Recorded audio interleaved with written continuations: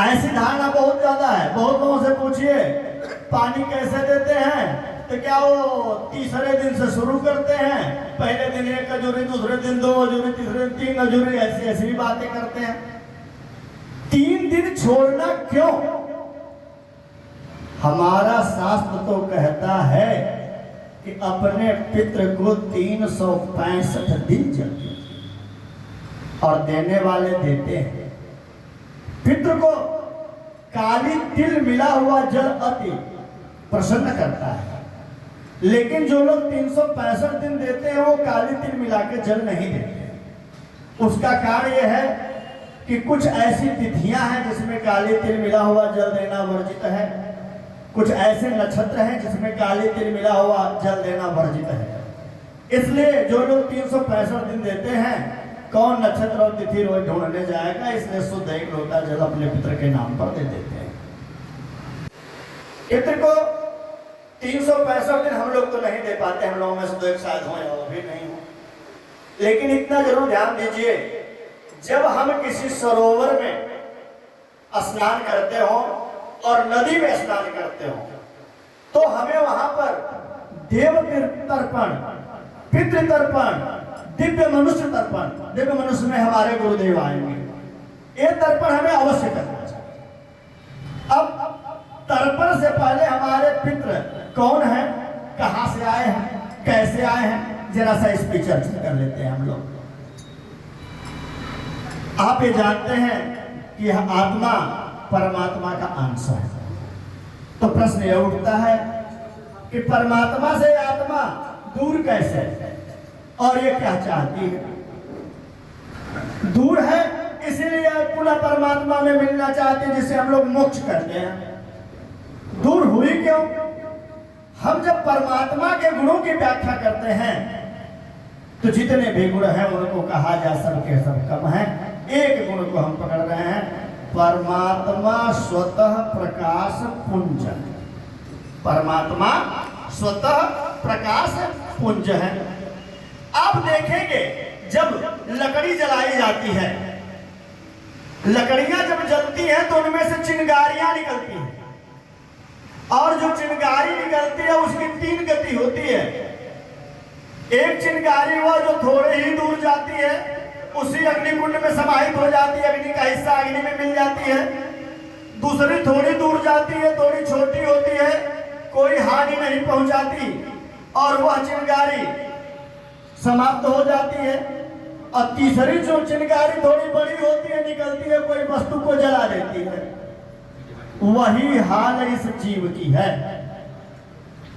परमात्मा से यह जीवात्मा जैसे प्रकाश से चिंगारी निकलती है वैसे निकलती है, और जब निकलती है कोई भी एलिमेंट हो, कोई भी वस्तु हो, जब अपने मूल को छोड़ता है, कोई व्यक्ति जब अपने मूल को छोड़ता है, कब छोड़ता है? प्राय उसमें विकार आ जाते हैं। जब विकार आते हैं तभी अपने मूल को छोड़ता है, जिसे हम साइंस के भाषा में एनर्जी कहेंगे।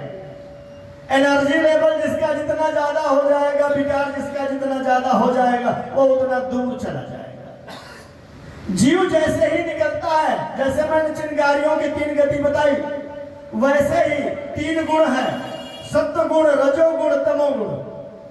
जो सत्व गुण से व्याप्त है वो तो परमात्मा में तुरंत विलीन हो जाएगा, और जो रजोगुण से व्याप्त है वह सन्मार्ग पर जाएगा, और जो तमोगुण से व्याप्त है वह कुसंगति में पड़ेगा। उसको जो उस जीव को उसी गुणों के संसर्ग के आधार पर उसको योनि मिलती है, यानी किस योनि में जा रहा है। हमारे विद्वानों ने, हमारे ऋषि मुनियों ने कुल 84 लाख योनियां बताई हैं। मैं कल कैलकुलेट कर रहा था, क्योंकि जीव विज्ञान का छात्र हूं, तो अब तक वैज्ञानिकों ने 21 लाख योनियों की खोज किया है। अभी 84 लाख पर नहीं पहुंचे हैं। ये भी मान रहे हैं कि लगभग 87 लाख से 1 करोड़ तक जातियां हैं समस्त जीवों की, लेकिन अभी उतनी की खोज नहीं कर पाए हैं। 21 लाख जातियां तो लगभग मौजूद हैं पृथ्वी पर, और 2-4 लाख जो है एक्सटिंक्ट हो चुकी हैं, विलुप्त हो चुकी है।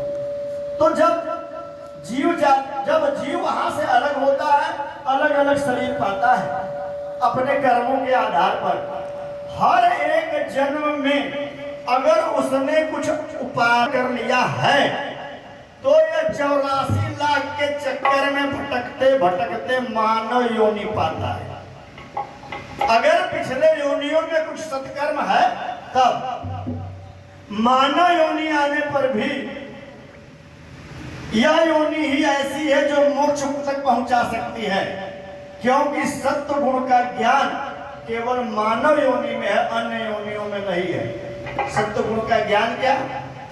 परमात्मा कौन है और मैं कौन? मैं परमात्मा का अंश हूं, कैसे परमात्मा में मिल सकता हूं, यह सोच केवल मानव योनि में है। इसलिए मानव योनि पाने के बाद भी जो मोक्ष को नहीं प्राप्त हो उसके मानव योनि पाना बेकार है। अब हर मनुष्य की, हर जीव की मृत्यु होती है। मृत्यु के बाद जो हम लोग 12 दिन कर्म करते हैं, यह योनि 12 दिन का जो कर्म लेता है जीव, वह प्रेत योनि होती है। और एक बात और सुन लीजिए, आजकल लोग बड़ा शॉर्टकट चल रहे हैं, तीसरे दिन ही घाट कर दे रहे हैं। ऐसा गरुड़ पुराण में कहा गया है, जिस व्यक्ति की विधिवत घोड़सी नहीं होती उसे मोक्ष नहीं मिलता है, उसे परम गति प्राप्त नहीं होती। अतः 10वें दिन ही घाट करना चाहिए और विधि विधान से घोड़सी करना चाहिए।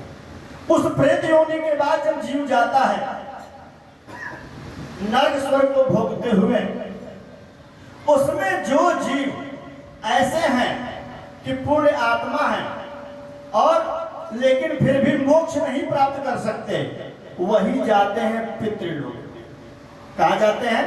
पितृलोक में, और वही पितृ कहलाते हैं। अब हमको क्या मालूम हमारे पूर्वज कहाँ पर है? इसलिए अगर वो जन्म ले चुके हैं तो पितृ योनि में नहीं है, पितृलोक में नहीं है, हो सकता है नहीं लिए हो।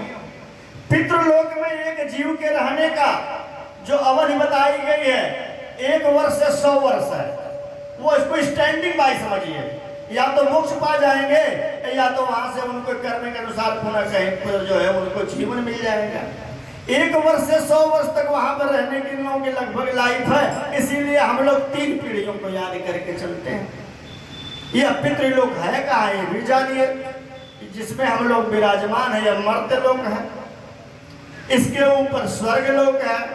स्वर्ग लोक और मर्त्य लोक दोनों के बीच में पितृलोक है। पितृलोक को मानते हैं कि जो चंद्रमा का ऊपरी भाग है वही पितृलोक है। बहुत लोग जीते जी चंद्रमा पर जाने का प्रयास कर रहे हैं। हम लोग सत्कर्म करेंगे तो मरने को जरूर जाएंगे, क्योंकि पितृलोक इसके ऊपर ही है। पितृलोक के जो राजा हैं वो अर्यमा है, कश्यप जी के पुत्र हैं। यह जो पितृपक्ष है 15 दिन हमारे पितृ जो हैं पृथ्वी पर विचरण करते हैं। अब पितृ को हमसे क्या उम्मीद है? हम उनके अंश हैं, इसलिए उनको हमसे उम्मीद है कि हमारे कुल में कोई सन्मार्ग पर चलने वाला आ जाएगा, कोई सदकर्म पर चलने वाला आ जाएगा, कोई तपस्वी हो जाएगा, कोई बहुत बड़ा भक्त हो जाएगा, तो उसके तेज से हमें मोक्ष मिल जाएगा। वो हमसे इंतजार करते हैं, यानी उनको हमसे उम्मीद है। सबको अपने से उम्मीद होती है। थोड़ा सा वैज्ञानिक स्तर पर आ जाइए। इस पितृपक्ष में अपने डीएनए की खोज करते हैं। हमारा जो डीएनए है, जो जीन है, हमारे पूर्वजों से ही तो मिला हुआ है। हमारे पिता से, हमारे दादा से, हमारे परदादा से, हमारे माता जी से, हमारे दादी से, परदादी से, नाना से, नानी से, और ऐसे उस पीढ़ी से भी। तो वैज्ञानिक दृष्टिकोण से देखें तो हम अपने डीएनए की खोज अपने जीन को आराधना करते हैं। हमारा जो हिंदू, जिसको सनातन अध्यात्म कहेंगे, यह बहुत पहुंचा हुआ अध्यात्म है। इसमें हम अपने जीन की उपासना करते हैं। एक बात और पते की बता दें, यह बात आध्यात्मिक है लेकिन इसे कोई काट भी नहीं सकता। जो लोग अपने पितृ को तर्पण देते हैं उनके बॉडी में ब्लड की कमी नहीं हो सकती, यह गारंटी है। कहिए कैसे? शास्त्रों में हमें हमारे लिखा गया है कि जो व्यक्ति अपने पितृ को जल नहीं देता है उसका रक्त शोषित होता है, रक्त चूसा जाता है। तो हम जल देंगे तो रक्त हमारा बचा रहेगा, और जब रक्त बचा रहेगा तो ब्लड की कमी होगी कभी नहीं। अब जरा पितृ और प्रेत में अंतर भी देख लें। प्रेत कौन है? प्रेत अतृप्त आत्मा है, असंतृप्त है, अस्थिर है। प्रायः प्रेत योनि में वह जाता है जिसकी अकाल मृत्यु होती है अथवा मृत्यु होते समय कोई प्रेत स्पर्श कर ले। और पितृ कौन है? पितृ तृप्त है। पितर जो हमारे हैं तृप्त है, स्थिर है, ये मोक्ष की लालसा में। अब मैं तर्पण पर आता हूँ। तर्पण की बात तो बता दिया आपको को जो 365 दिन होता है बिना तिल के होता है। इसमें जो तर्पण हमें करना चाहिए, कैसे करना चाहिए, किसके लिए करना चाहिए, यह भी जानिए। बहुत लोग भ्रांति रखते हैं कि देवताओं का पूजन नहीं होगा, यह बिल्कुल मिथ्या है। जो नित्य पूजन है वो होगा, अनुष्ठान नहीं होंगे, घरों में शुभ कार्य नहीं किए जाएंगे, लेकिन नित्य पूजन जो आप करते हो अवश्य होगा। जो हम तर्पण करते हैं इसमें हमें देना किसको है? जल। पिता को, प्रपिता को, हमको जो है पिता को देना है और पितामह को देना, प्रपितामह को। मतलब जैसे पिताजी, दादा, परदादा, ऐसे ही माताजी, दादी जी, परदादी। और जो हमारा ननिहाल का कुल है वहां भी नाना को, परनाना को, वृद्ध नाना को, यानी तीसरी पीढ़ी, नानी को, परनानी को, वृद्ध परनानी को। अब ये जानिए ये तीनों देव रूप में है। पितृ को देव क्यों कहा गया है? पिता माता की और नाना नानी की जो पीढ़ी है यह पशु रूप है। जो कहा गया है ना, कोट के देवता हमारे पास हैं तो वसु कोट इनकी है। और जो दादा हमारे हैं, दादा दादी, परनाना परनानी, इनकी रुद्र कोटि है।